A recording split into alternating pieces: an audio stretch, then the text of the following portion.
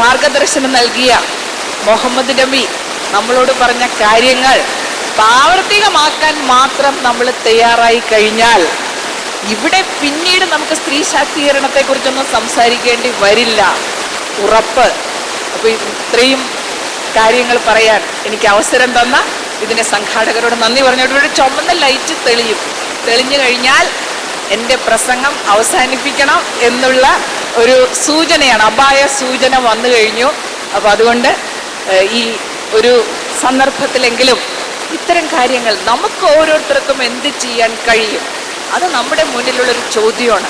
നമുക്ക് ഒരുപാട് ചെയ്യാൻ കഴിയും. ഒരു വ്യക്തി നന്നായാൽ, ഇപ്പൊ പുരുഷന് സ്ത്രീയെയും കുറിച്ച് പറയുന്നത് അതാണ്.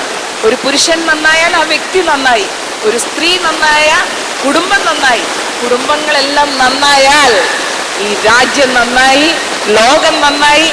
അങ്ങനെയുള്ള ഒരു ലോകത്തെ വിഭാവന ചെയ്തുകൊണ്ട് നമുക്ക് മുന്നേറാം. Thank you.